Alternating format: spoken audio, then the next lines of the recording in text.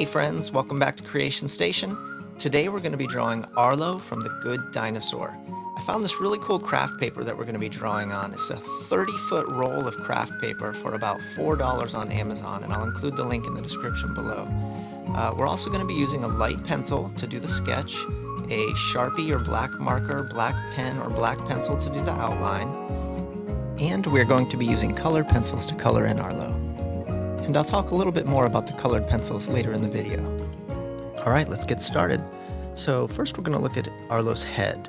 It's basically a big square, except the bottom of the square is going to be a little bit wider than the top of the square. And we're just overall looking at general shapes. We're going to get the general outline down. We're going to work on the neck. It's going to be extra skinny because we want that head to look really cute, like it's about to topple over. We want the proportion of the head to be bigger. And then the body's going to be an oval, except it's going to be slightly to the side, leaning slightly to the right side. And there's an oval there, I just didn't draw the line that crosses in front of the neck. The next thing I'm going to work on is the legs. The legs I see as upside down L's, upside down and backwards L. And you're going to see the bottom of the feet as ovals, except you're just going to draw the front of the oval, not the back of the oval. And then you're going to connect the L to the bottom of the foot. Now for the middle leg, it's basically in the center of the body. So you have a right, a center, and a left.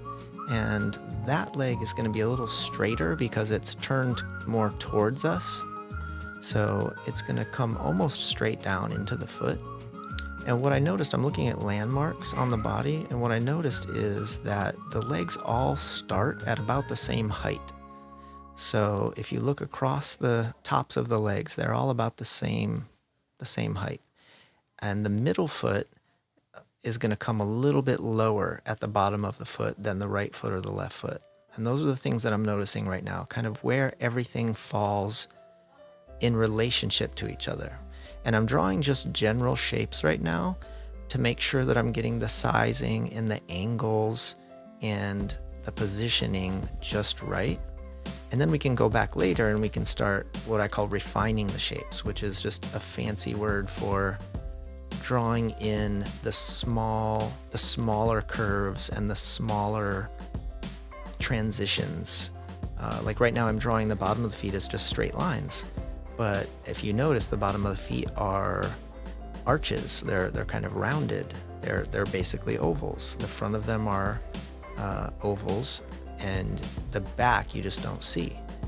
Now for the back leg, it's basically just a straight down rectangle. It's a slightly angled rectangle, except you don't draw the bottom, and then it flares out kind of like a funnel. And then it goes straight down again, and then it feeds into the bottom of the foot, which is, I'll probably draw it as a straight line, but can come back later and refine those shapes. So right now I'm just looking to make sure that each foot is about the same size, that they're about the right distance away from each other, that they're about the right positioning on the body.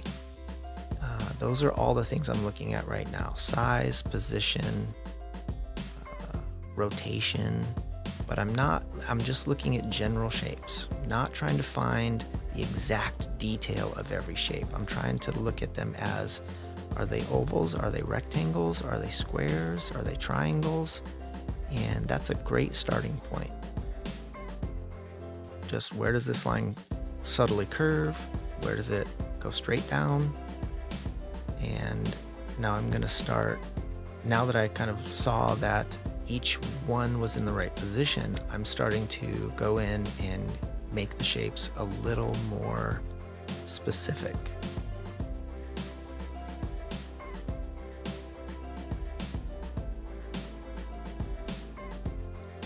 Now his tail is basically kind of two ovals intersecting the left side of the oval. Or I can think about it like a moon, like a crescent moon on its back. Or a smiley face, the left side of a smiley face. That's what I try to do. That's what you try to do, is try to think of things that you recognize, because things that you recognize are always Simple shapes that you recognize are always going to be easier to draw than complicated, complex shapes that is a dinosaur. So break it down into the smaller shapes. The head, the neck, the body, the foot, the leg, the tail. I'm looking at each of those things very individually, but still making sure that they're the right size, position, and angle when you look at them related to the other shapes. You can see it's starting to come together now. I'm starting to draw. That's the other thing, is when you first sketch it, I'm drawing very lightly. Like the head, I haven't really cleaned up yet because I just drew it as a very light square. And when I go in and I start to see where the actual final shape is going to go, then I'll start drawing. I'll start pressing a little harder. I'll start putting the pencil down a little firmer. For the mouth, I see that it almost cuts the top and the bottom of the head in half. So I cut it in half, and now I'm drawing an oval, basically. The top of the oval, but it's kind of a smushed oval. So the top is an oval, and then the bottom kind of flattens out, almost like a hamburger bun. That's what it reminds me of. So the top is fluffy, like bread, and the bottom is kind of flattened out, like it's sitting on the ground. But I'm still giving it a little arch because he has a little smile.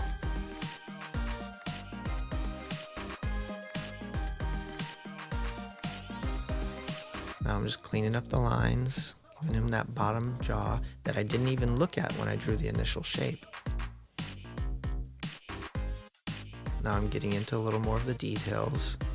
Now his eyes are just big black circles, and I'm making sure that they're spaced evenly. So I looked at where the middle of the head is, and I drew them about the right size. And as you can see, I just keep going around the circle until I get it the right size and the right shape.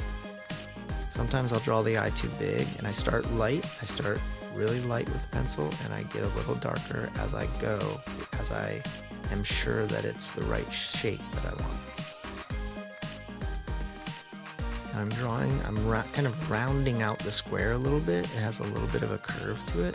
And I'm also drawing in the subtle eyebrow shapes that make up the top of his head. Now the eyebrows transitioning into the head is very subtle, so I wanted to make sure that I didn't go too far with it. Wanted to make sure that it was just coming just a little bit higher than the top of the head. And then when we color it, we'll color it maybe a little bit darker to show that it's actually facing forward a little bit more than the top of the head is. Now I'm just going through and cleaning up a little bit. I want to have all the lines right where they're supposed to be, because after the sketch, we're going to go through with a black pen and we're going to draw the lines perfectly. Now we're going to grab a black pen, a black marker, or a black pencil, and we're going to take our time with this step, just like always, and we're going to draw the line exactly how we envision it. Now that we have guidelines, that's what the sketch is really, it's the guideline. Now that we have guidelines, we're going to very slowly and very carefully draw the line following the guidelines exactly where we think it should be. I'm going to speed this part up a little bit. You can just pause it or just let it go until the color portion and then pause it, and then we'll start coloring together. Now I forgot to sketch in his toenails, but that's okay. Basically, they're little half circles, the top half of the circle, but they're a little stretched, so they're a little taller than half circles. And what I noticed is on the sides, you just see half of the half circle, and then as it turns towards you, you see a half circle. And I just made sure they were spaced evenly apart and drew 4 on his mane, and then 3 on the left and 4 on the right. I actually added 1 because I drew the half circle too small, but that's okay. All right, now we're gonna erase the sketch, and we're left with a nice clean outline of our character, of Arlo, little Arlo. And And once you're done erasing the outline, then we are ready to color. Now for coloring, I find it easiest to use colored pencils. I use special watercolor pencils, which you can actually use water to actually turn them into paint afterwards. But you can use any colored pencils, any crayons, just something to give you enough variety of color. And I found some actually really good colored pencils online, and I will include a link down below in the description. They're called Ohuhu, and they're $17, I think, last time I checked, for a pack of 72, which is pretty awesome.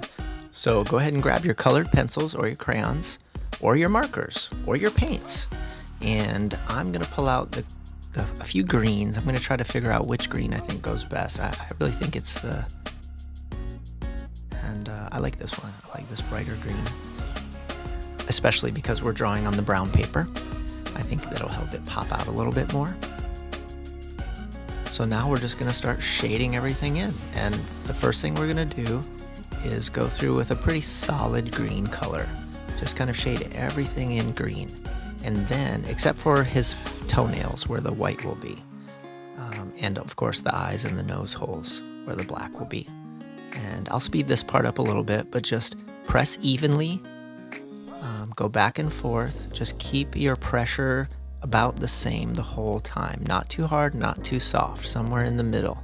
And that will give you a nice smooth fill, a nice smooth color. Then we can go back later and add some highlights and some shadows to give it some depth.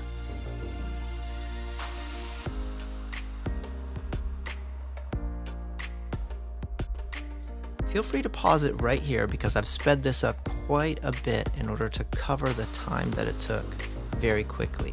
Take your time, do a good job on it, and you can pick up right here. All right, so next, now that we're done with the green, next we are gonna grab a slightly darker green color. And we're gonna take this slightly darker green, let me just grab it right here. Okay, this slightly darker green is going to be the shadow. It's going to be the part of Arlo that's actually turning away from the light, which is usually any parts of it that are the bottoms or that are maybe hidden or covered by another shape that would be right above it. For example, his jaw is kind of covered and put in shadow by his nose because his nose is bigger than his jaw. And then the top of his neck is going to be covered, it's going to be blocked by his jaw just slightly. So we're just going to put a little bit of dark accents in. His belly, of course, as we can see in the drawing, is going to be a little darker because it's turned completely away from the light. His body kind of goes away from us into the darkness.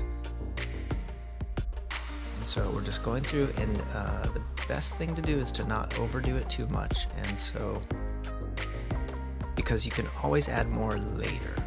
It's always easier to go a little bit darker slowly than to go too dark too fast. So just add a little bit and look at it, and add a little bit and look at it. Keep doing that until you get comfortable with the way it looks. Now remember what we talked about before, where his eyebrows are actually tilted forward, more lined up with his eyes, and so because they're tilted forward, they're not going to catch as much light as the top of his head will. So while the top of his head is kind of moving away from us, his eyebrows are flat, almost like flat planes facing us, and so they're going to be a little bit darker. So you just take that darker pencil, color them in just a little bit, just to give it a little depth. And now I'm noticing that there are parts of his feet that are in shadow, and I'm also wanting to darken them up just to give more accent to the toenails, and also to kind of help the bottom of the body kind of disappear into the shadows. So the bottoms of everything, the bottom of the tail, the bottom of his belly, the feet when they turn away from when they turn towards the ground.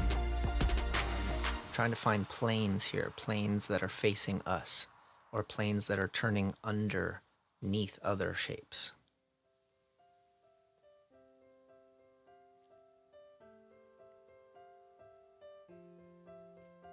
That looks very good. All right. Now I'm noticing that his nose, his snout is bigger and rounder, so that shadow is going to kind of take over the bottom right half of the overall shape. So I'm shading it up further, and that will give it the illusion of it being more of a sphere, more of almost a ball.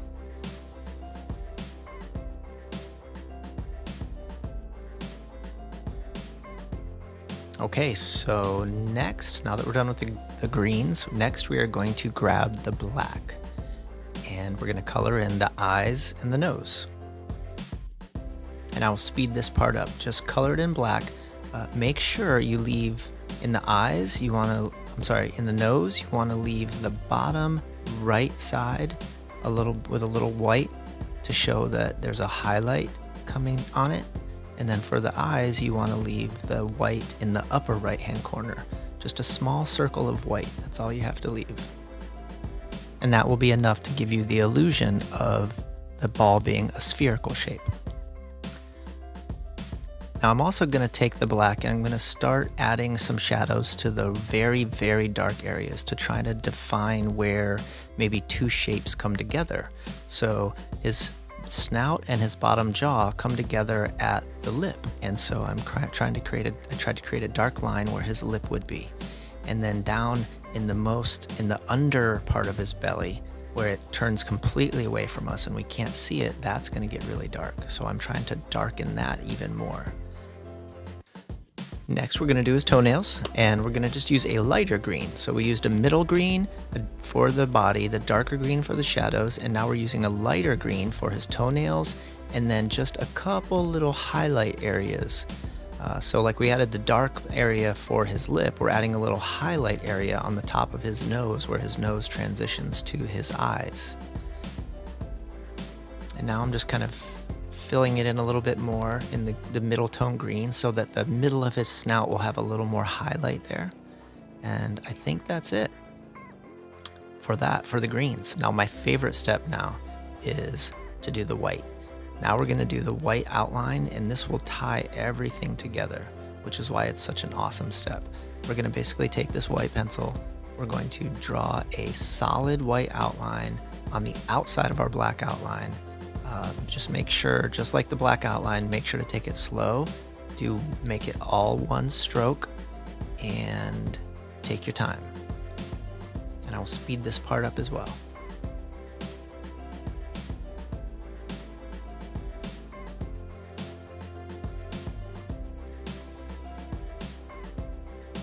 Okay, now we're gonna start adding the highlights in the body. So we're gonna highlight the eyes, we're gonna highlight the nose, we're gonna highlight the tops of the eyebrows, the tops of the snout, the top of his back, which is gonna pretend like it's getting some sun. Maybe the sun is shining down on him from the upper left-hand side. And we wanna make sure that where the sun is hitting, his skin is gonna be lighter. So we're just imagining that there's a sun in the upper left, and that's how we know to put all the highlights on the upper left-hand side of the surfaces. Although we did put the highlights in his eyes in the upper right, but that's okay. They could have gone in the upper left, but I think it still looks fantastic. Of course, let's also not forget to add the highlights to his toenails. That will really, really make them pop. Right now they're kind of blending in with the foot. You can't really see them very well. So if you add the highlight to the upper left of the toenail, of each little toenail, it really makes them pop out off of the foot and makes them look like they're three-dimensional. So next we have to give them somewhere to stand, right? So we're gonna take the black pencil and we're just gonna very subtly shade in a little bit of space underneath them. It could, we're gonna give a hint that there's a ground by actually showing his shadow on the ground. And that will make it look like he's standing on something. And we're just gonna subtly put in a little bit of a shadow just around him, have it kind of extend out past him on the sides just a little bit, and then come down in front of him, almost like the bottom half of an oval. But it doesn't have to be too clean. This can actually be pretty rough. Just keep it light, don't press too hard with the pencil, and that makes it look like he's standing on the ground. Now I'm just cleaning up the edges a little bit, realizing that I went a little too far out on the sides, erasing a little bit of the extra, and that's about it. I love it. What do you guys think? Great job, everybody.